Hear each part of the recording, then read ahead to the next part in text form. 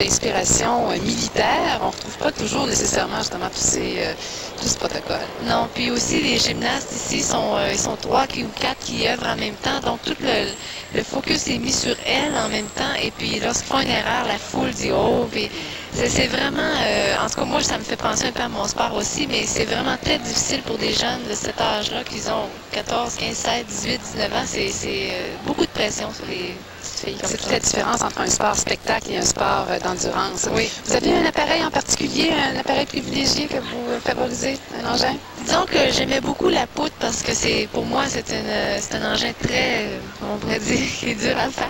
Le sol aussi, j'aime beaucoup le sol, mais je pense que pour la peur, pour les gymnastes, c'est la poutre. Vous allez rester avec nous pour la suite des compétitions? Oui, oui. Merci Myriam. Alors on rejoint Jean Pagé. Oui, Jean. Daniel, est-ce que je vais finir par la voir, la petite Malaisienne?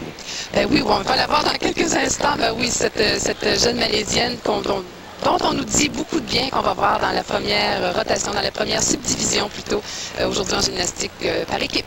Bon, ben, on va vous la montrer, mesdames et messieurs. Nous allons nous arrêter le temps d'une pause en vous rappelant que Victoria 94 est une présence. Bien sûr. Et il y a une très bonne gymnaste également de la Malaisie, une toute petite gymnaste, jeune et très, très dynamique, qui a beaucoup de potentiel pour le futur. Elle se nomme Wei Ling Cheng. Elles étaient deux athlètes, deux gymnastes de la Malaisie, et on a décidé de ne pas faire compétitionner l'autre. Donc, il ne reste que Mademoiselle Chen. Donc, on va aller immédiatement donc, à cette première rotation en gymnastique, tout d'abord aux barres asymétriques. On va commencer avec une athlète de l'Afrique du Sud, qui est Joanne West. Alors, elle débute avec une bascule, immédiatement passe à la barre supérieure, très bon allongement corporel, un grand tour arrière avec pivot et un lâcher de barre avec jambes carpées, bien réussi, un peu de relâchement au niveau des jambes à ce niveau-là. Et elle fait un passage à la barre inférieure très important de changement de barre. C'est une des exigences à cet engin. Elle se prépare pour faire la sortie avec grand tour arrière, grand tour arrière. On voit qu'elle part pour faire un double salto arrière carpé. Un peu, le relâchement s'est fait un peu trop rapidement, donc elle a pris un peu trop d'allongement et elle n'a pu compléter totalement la rotation. C'est pour ça qu'elle était carpée vers l'avant au moment de la réception. On voit qu'elle est très contente. C'est la cadette de l'équipe de l'Afrique du Sud, Joanne West. Elle a 15 ans. Elle en est donc à ses premières armes en compétition internationale. Alors, le rendu, on voit ici la flexion un tout petit peu des genoux. Passe bien encore une fois. Et le carpé double salto.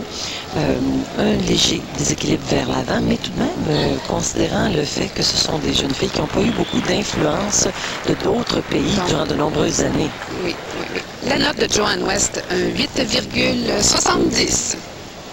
Et c'est Tania Steinkamp qui poursuit, toujours aux barres asymétriques, de l'Afrique du Sud, la seule équipe complète, on répète, de cette subdivision. Donc, la seule équipe qui a accès aux médailles. J'aimerais vous mentionner, Daniel, que probablement ces gymnastes, c'est la première fois qu'elles compétitionnent sur un podium surélevé.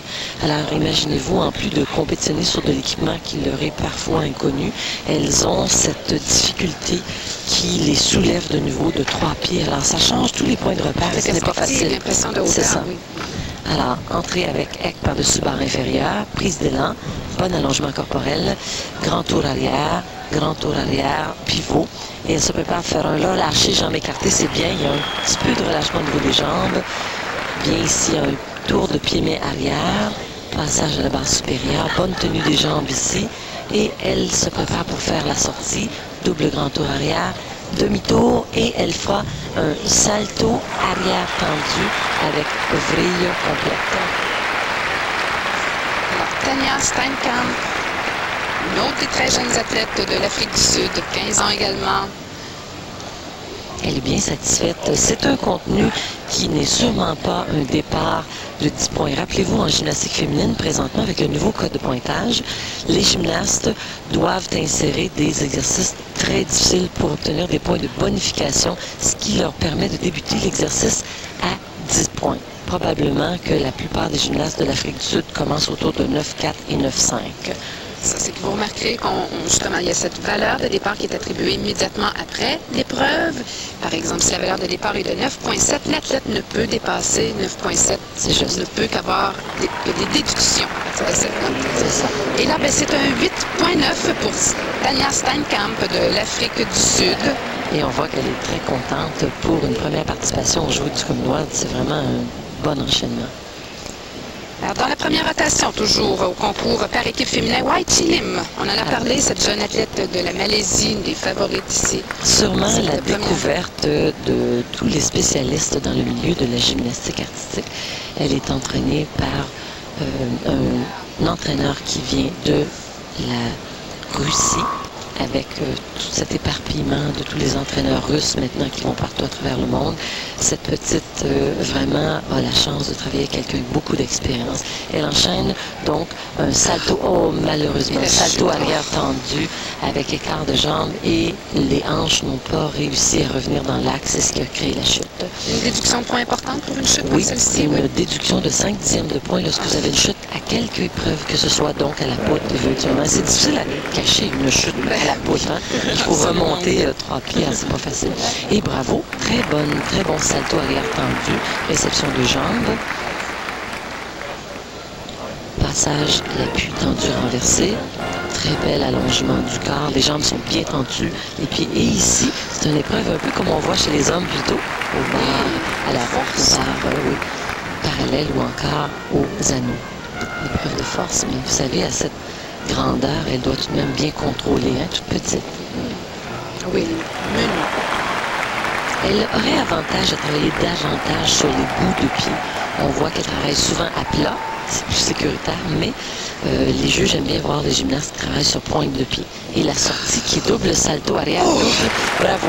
Alors, un salto arrière avec double vrille et il y avait 2 sauts de main préalables. Et il faut dire que l'entraînement, on l'a vu, et je pense qu'il n'y a pas une fois où elle a réussi à l'entraînement, sa sortie. Rappelez-vous. Une note, excusez-moi Nicole, une note de 8,525. Mais je vous écoutais. Oui, pas de problème. On voit maintenant la prochaine gymnaste qui fait une chute à l'arrivée, malheureusement, de l'Afrique du Sud. C'est Heidi Oosthuizen de l'Afrique du Sud. Le groupe qui est à sa 2e rotation. Alors, ce sont des mouvements qui demandent énormément de courage. Imaginez-vous faire des saltos et des sauts de main arrière sur une poutre qui mesure 10 cm. C'est très petit. On voit mieux cette perspective. Ça nous permet de mieux évaluer là, la petitesse de cette surface d'exécution.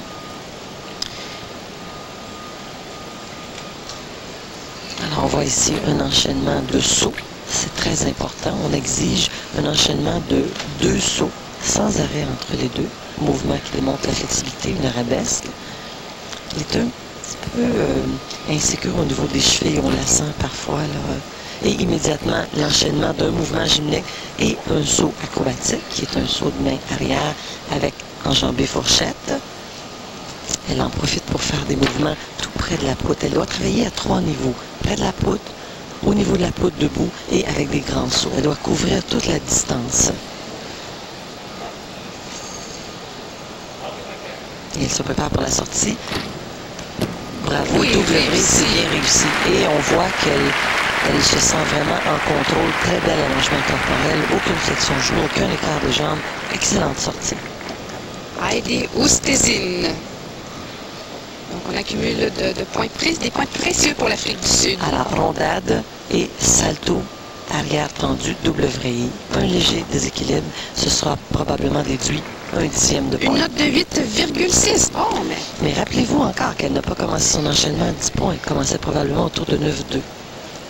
Alors, la compétition se poursuit ici au Memorial Arena et on rejoint entre-temps Jean Pagé.